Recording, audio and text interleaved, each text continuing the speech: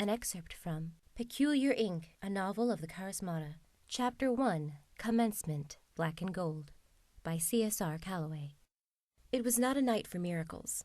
They weren't necessary. The Pentecostal days were past, and it seemed there would never be such a generation again.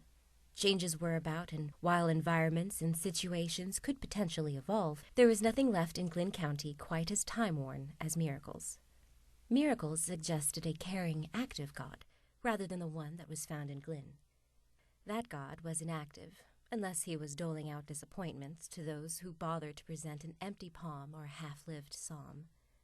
Obese gray clouds wobbled sluggishly through the black sky in place of post-mortem religious phenomena, suggesting that even the heavens agreed.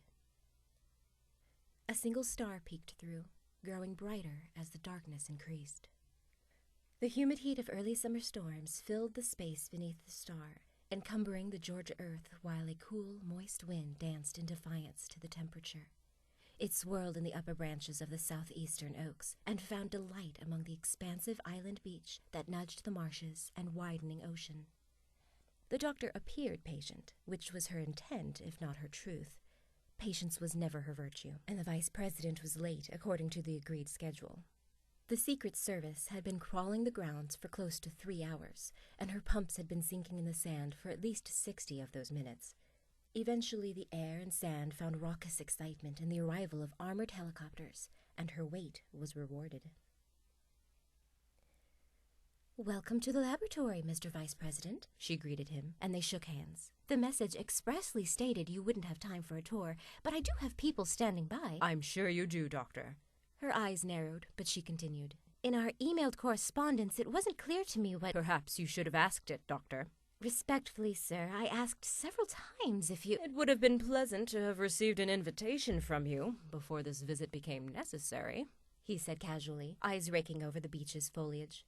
The laboratory was well concealed, but he seemed to be making a point of avoiding eye contact, not necessarily because he was guilty of something, but because she was. "Any invitation that I could offer has stood since we first opened our doors. When you came into office—" "You've been here since the doors opened, haven't you, Doctor? All 14 years? "Longer, sir. I've been with the Human Genome Laboratory since it was conceived." She stood there, patience being tried considerably more than it had been moments before. He spoke again, decidedly connecting gazes with eyes that matched the silver of his hair.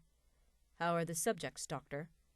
"Growing, sir. He wasn't letting her finish many thoughts. "Of course they're growing, Patricia. Plants grow, oaks and weeds alike. These creatures are hopefully far more advanced than dandelions. How are they developing?" He didn't take many breaths. She followed suit. 30 of them were healthy enough post-preliminary trials to move forward with further testing, and— "Of the 30 tested?" She hesitated. She wished she hadn't. 5 have lived, sir." "And the results?" Another hesitation. "Grotesque."